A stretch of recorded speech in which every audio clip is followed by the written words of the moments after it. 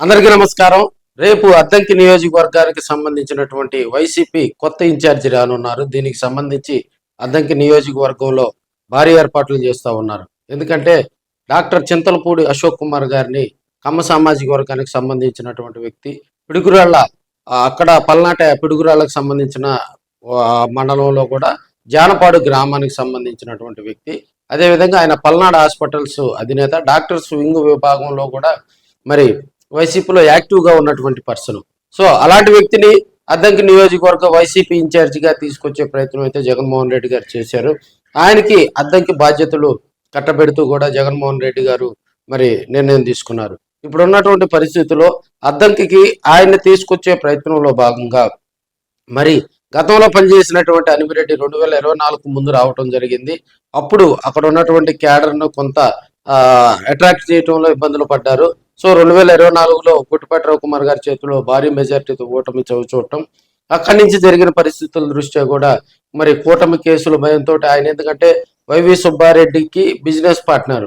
So ఆయనకున్నటువంటి వ్యాపార లావాదేవీలు బిజినెస్ వ్యవహారాల దృష్ట్యా ఆయన కొంత వైసీపీ కార్యక్రమాలకు చాలా దూరంగా ఉండి తన తమ్ముడు నెత్తిన అద్దంకి బాధ్యతలు పెట్టి మరి ఆయన రిలాక్స్ అయినటువంటి సందర్భాలు. అనిమిరెడ్డి అప్పుడప్పుడు అడపాదడప మాత్రమే అద్దంకి వచ్చి మమ్మ అనిపిస్తూ మరి అక్కడ ఉన్నటువంటి క్యాడర్ను కొంత ఇబ్బందులకు గురి చేశారని చెప్పుకోవచ్చు. సో జగన్మోహన్ రెడ్డి గారు వీటన్నిటికీ చెక్కు పెడుతూ అద్దంకి కాన్స్టిట్యున్సీలో మరింత యాక్టివ్గా ఉండాలంటే ఒక యంగ్ లీడర్ని తీసుకురావాలి.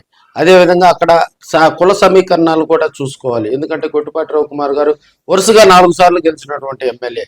మరి అలాంటి లీడర్ను మరి వారు ఢీకొనాలంటే మళ్ళీ అదే సామాజిక వర్గం నుంచి రావాలి. అదేవిధంగా ఫైనాన్షియల్గా కూడా వెల్ సెటిల్డ్ అయ్యి ఏ ఇబ్బంది లేనటువంటి లీడర్ అయితేనే అద్దంకి నియోజకవర్గంలో రాజకీయాలు చేయగలడని సంకల్పించి పిడుగురాళ్ళ డాక్టర్ గారికి మరి అశోక్ కుమార్ గారికి అద్దంకి బాధ్యతలు కూడా ఇవ్వటం జరిగింది. అయితే ఆయనకు దాదాపుగా 2 వారాల క్రితమే ప్రకటించినప్పటికీ కూడా ఒక మంచి శుభదినాన అద్దంకి నియోజకవర్గం ఇన్ఛార్జిగా బాధ్యతలు తీసుకునే ప్రయత్నం అయితే చేశారు. ఆయన పిడుగురాళ్ళలో కూడా ఇక్కడ నుంచి అద్దంకి నియోజకవర్గం నుంచి క్యాడర్ వెళ్ళి ఆయన కలిసి ఆయన శుభాకాంక్షలు తెలియజేయటం, అదేవిధంగా ఆయన వచ్చేటప్పుడు పెద్ద ఆయన బలరామకృష్ణమూర్తి గారిని, వైవి సుబ్బారెడ్డి గారిని, భద్రారెడ్డి గారిని, అనిమిరెడ్డి గారిని వీరందరినీ తీసుకొని వస్తానని శపథం చేయటం, రేపు జరిగేటువంటి మీటింగ్కి వీళ్ళు వస్తారా, వీళ్ళు వచ్చి ఆయన ఆశీర్వదిస్తారనేది కూడా సస్పెన్స్ కానుందని కూడా తెలియజేసుకోవచ్చు. ఇప్పటికే వైసీపీ అయితే ఫుల్ జోష్లో ఉంది. కొత్త ఇన్ఛార్జి రావటం, అక్కడ ఉన్నటువంటి మహిళా నాయకులు కూడా ప్రత్యేకంగా ఏర్పాట్లు చేసుకున్నారని మనం తెలియజేసుకోవచ్చు.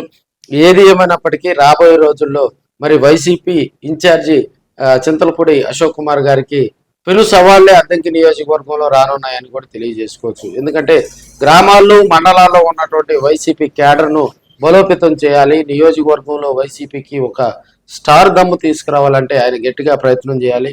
అద్దంకిలో లీడర్ అవ్వటం అంటే అంత ఈజీ కాదని కూడా అక్కడ ఉన్నటువంటి పరిచయాలు, అక్కడ ఉన్నటువంటి గణాంకాలే చెప్తా ఉంటాయి.